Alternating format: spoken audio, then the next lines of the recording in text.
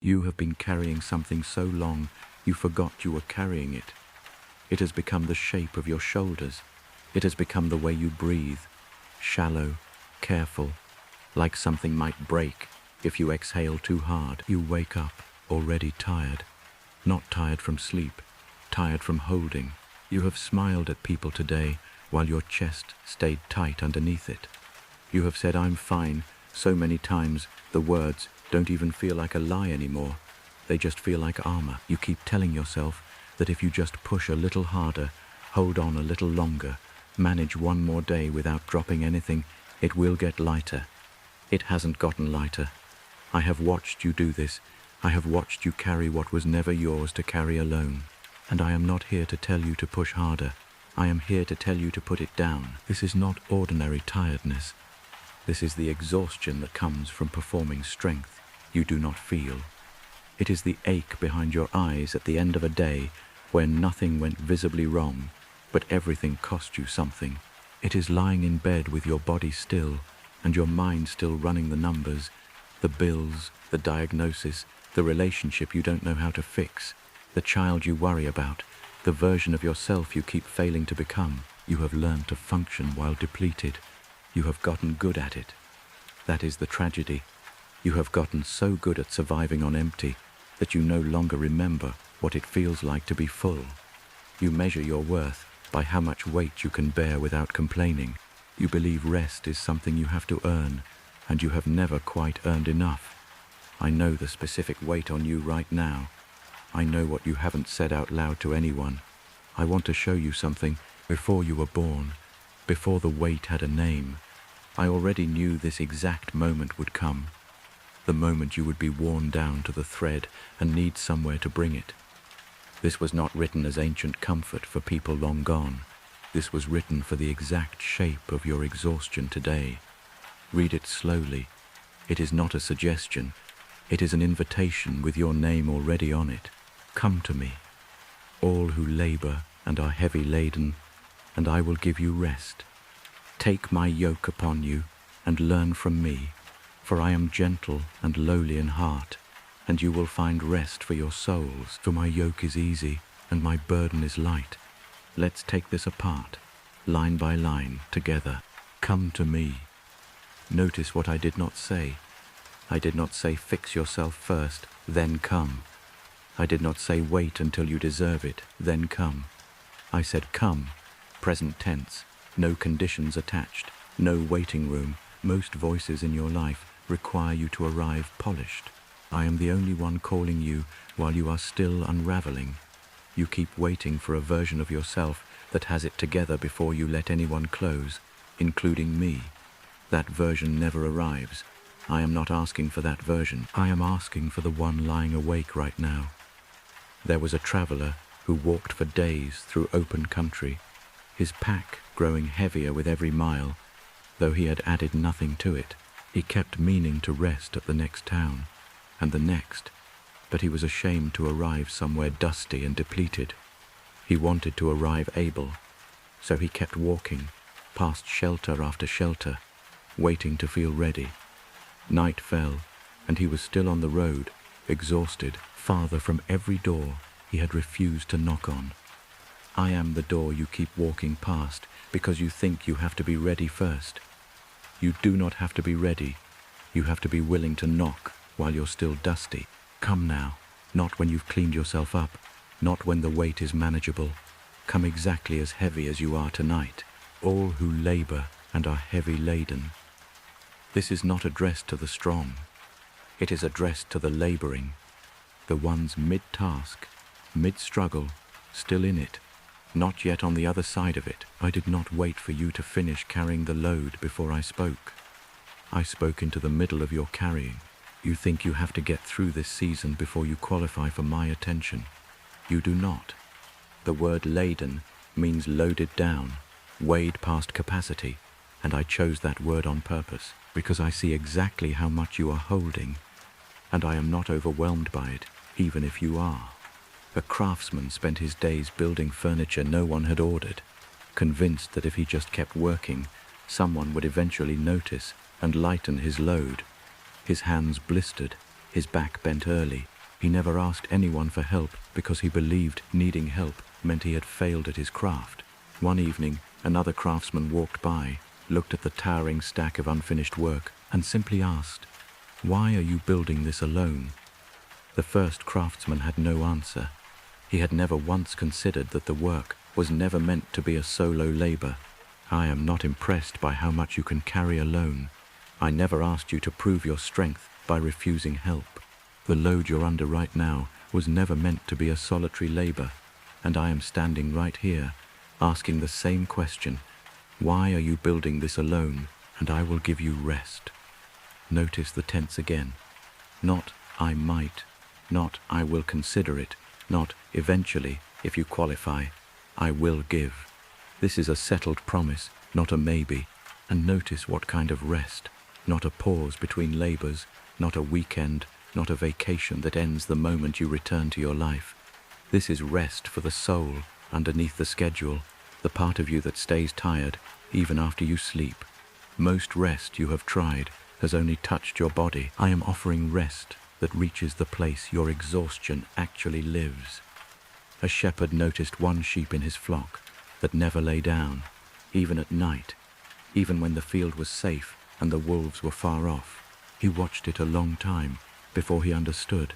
The sheep had once been chased so badly it had forgotten what safety felt like, so it stood guard over itself even when nothing was hunting it anymore. The shepherd began sitting near it every evening, not forcing it down, just staying close, until one night, without being told to, the sheep finally folded its legs and lay in the grass. "I have been sitting near you, waiting for you to remember that the danger you're still guarding against has already passed. You do not have to stand watch over your own exhaustion anymore. Lie down. I am not going anywhere. Take my yoke upon you and learn from me." A yoke joins two things together to share a load. And here is what you keep missing. I am not removing the yoke. I am stepping into it beside you. This was never about you carrying nothing. It was about you never again carrying it alone. And learn from me is not a classroom instruction. It is an apprenticeship, watching how I carry weight, learning the posture, the pace, the way I move through hard things without being crushed by them. You have been trying to carry your life the way the world taught you, clenched, alone, at war with every burden. I am teaching a different way to carry. A farmer once trained a young ox by pairing it with an older, seasoned one under a single yoke. The young ox thrashed at first, trying to pull in its own direction, exhausting itself against the wood, but slowly, feeling the older ox's steady rhythm beside it, it began to match the pace instead of fighting it. The load did not get lighter, but the thrashing stopped, and the pulling became almost peaceful. I am the steady one beside you in this yoke. You have been thrashing against a weight I already agreed to help you pull. Stop fighting the wood, match my pace, and watch how much less this costs you. For I am gentle and lowly in heart. This is the line most people rush past, but it is the hinge the whole verse turns on. I did not say I am powerful and exalted in heart, though I am. I said gentle and lowly, because that is what you need to know about the one asking you to hand over your weight. You have been hurt by strength before. You have been let down by people who had power and no gentleness. I am telling you plainly what kind of strength this is, the kind that kneels, not the kind that crushes. A traveler once feared approaching the gates of a great house, certain the master inside would be cold and demanding, like every other powerful figure he had known. He hesitated at the gate for hours. When the door finally opened, it was not a guard who greeted him, but the master himself, barefoot, sleeves rolled up, already reaching to carry the traveler's bags before a word was exchanged. I am not the cold power you have learned to brace against. I am already reaching for your bags before you've said a word. You do not have to brace yourself at my gate. You will find rest for your souls. Notice this is not given. It is found, meaning you have to actually come, actually yoke yourself to me, actually walk in this rhythm before the rest becomes real to you. It is not a rest that falls on you from a distance. It is a rest discovered inside the relationship, inside the coming, inside the staying close. This is why you have tried everything else and still felt hollow. Sleep, distraction, achievement, numbing, because none of those were ever the place this particular rest lives. A weaver searched every market for a thread strong enough to hold her torn cloth together, buying spool after spool, none of them working, the tear reappearing every time. An old woman finally told her, "You are searching everywhere except the one loom this thread was made for." The weaver returned home, found the original thread she had overlooked in her own workshop, and the tear closed on the first try. You have searched every market for what only I was ever able to give you. The rest you are looking for was never missing. You were looking in every place except here.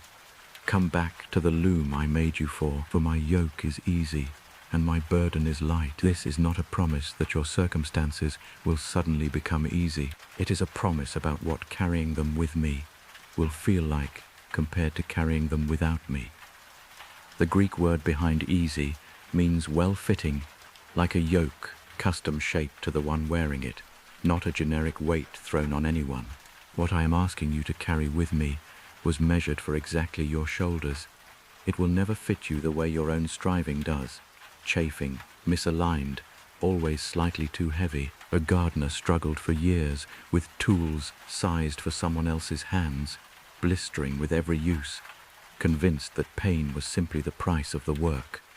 A craftsman finally measured the gardener's own grip and carved a tool to match it exactly. The gardener wept at how light the same work suddenly felt, not because the soil had changed, but because the tool finally fit. It is a promise about what carrying them with me will feel like compared to carrying them without me. The Greek word behind easy means well-fitting, like a yoke custom-shaped to the one wearing it, not a generic weight thrown on anyone. What I am asking you to carry with me was measured for exactly your shoulders. It will never fit you the way your own striving does, chafing, misaligned, always slightly too heavy. The weight of your life has not been the problem. The tool you've been using to carry it was never shaped for you. Mine is. Pick it up and feel how different the same load becomes. There is a door standing open in front of you right now, and all that is being asked of you is to walk through it exactly as tired as you are. You do not have to fix your face first. You do not have to solve the situation before you bring it. What I am asking you to release is the belief that you have to manage this alone, that strength means silence, that rest is something you earn after you have proven yourself worthy of it. What I am inviting you to receive is simpler than you think. Nearness, not a 5-step plan, not a formula, just proximity to me in the middle of the mess before anything is resolved. Let go of the performance. Let go of the posture of having it together. Let go of carrying this like it's a test only you can pass alone. Walk through the door tired. Walk through it exactly as you are tonight. Unfinished, unsure, worn thin. I am not waiting on the other side with conditions. I am already reaching for what's in your arms.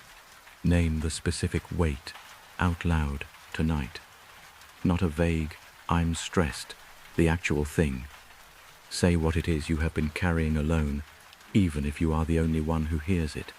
Put down one task you have been carrying that was never yours to carry alone. Ask for help with it this week, from a person, not just in private prayer. Let someone else's hands touch this weight. Give your body actual rest today, not earned rest. Not rest after you finish everything. Rest before you have earned it, on purpose, as an act of trust rather than a reward. You are not the sum of what you have been carrying. You are not measured by how well you performed exhaustion. I do not see a failure who couldn't hold it together. I see someone I have been calling toward rest since before the weight even had a name. You are mine. You are held. You are not carrying this alone anymore, and you never were, even on the nights it felt that way. Put it down. Come to me. Find what your soul has been searching for in every wrong place. Ohe ni men.